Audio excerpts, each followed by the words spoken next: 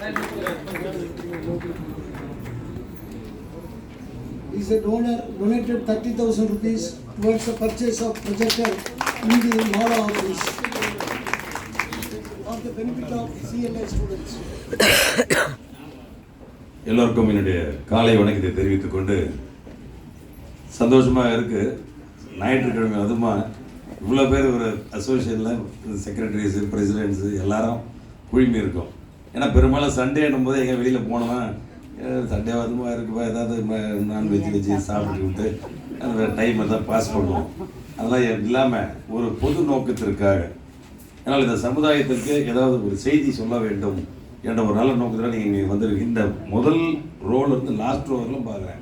Almost எல்லாம் mid age அப்படி தான் இருக்காங்க. யங்ஸ்டரே காணும். யங்ஸ்டர் தான் ஏதோ 20 வயசு 25 18 ஒருவேளை விஜய் மாநாட்டு போயிட்டு திரும்பி வரலன்னு நினைக்கிறேன். அதனால தான் காணும். இந்த மேடையில் சிறப்பு விருந்தில் வந்து அமர்ந்திருக்கின்ற மரியாதைக்குரிய பேராசிரியர் முனைவர் ஆறுமுகம் துணைவேந்தர் தமிழ்நாடு திறந்தநிலை பல்கலைக்கழகம் ரொம்ப அருமையான ஒரு ஸ்பீச் கொடுத்தாரு. அவரோட ஒவ்வொரு இதுவும் நான் கவனித்தேன்.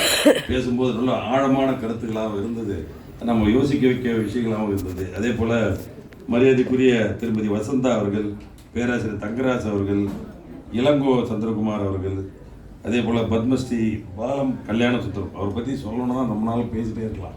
ஏன்னா அந்த அளவிற்கு இந்த சமுதாயத்திற்காக ஒரு தன்னுடைய உழைப்பு, தனக்கு வந்த வருமானத்தை எல்லாம் பொதுமக்கள் சேவைக்காகவும் பல்வேறு சேவை நிறுவனங்களுக்காக கொடுத்து பண்ணியிருக்காங்கன்னா ஒரு பெரிய விஷயம்.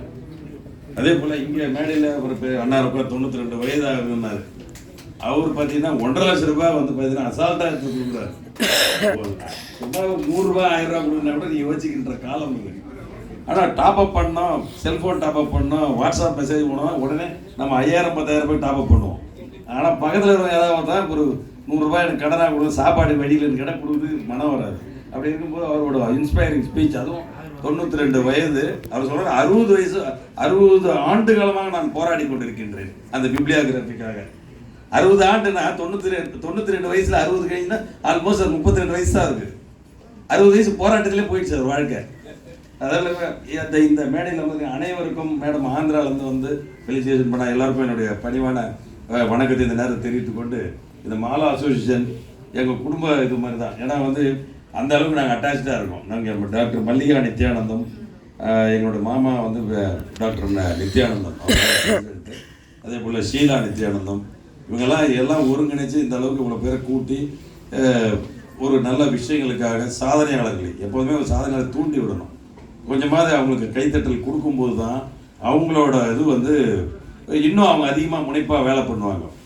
அதுவும் இப்போ கூட ஒரு சமீபத்தில் ஒரு ஆய்வு கூட சொல்லுது என்னன்னா, கைத்தட்டா வந்து பிபியே வந்து இல்லையா வராதான், பிபி வரதில்லைன்றாங்க. இன்னும் அதிகமாக கைத்தட்டா சுகரே வராதான். இது வந்து சொல்றாங்க. இன்னொரு சொல்றாங்க, வேகமாக கைத்தட்டா கருப்பா இருக்கும் சிவப்பா மாறிடுறாங்க.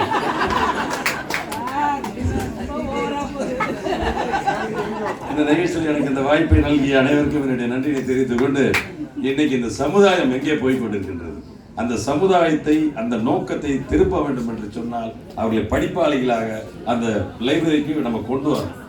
ஏன்னா இன்னைக்கு இந்த போதையில் இளைஞர்கள் எல்லாம் என்று சீரழித்துக் கொண்டிருக்கின்றார்கள்.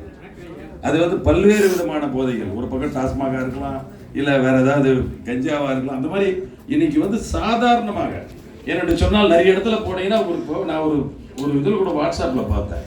ஒரு ஸ்கூலில் வந்து ஒரு பையன் வந்து ஒரு வாத்தியாரை மிரட்டுறான். அவர் வந்து ஏதோ கண்டிக்கிறார், நீ பண்ணுற தப்புடான்றார். அவன் என்ன சொல்கிறான் அசால்ட்டா, சார் யாருன்னா ரயிலு யாருங்கன்னா ஜெயிலு சார்ன்றான். அவன் பார்த்தீங்கன்னா அரெஸ்ட் ஆகி போயிட்டான்.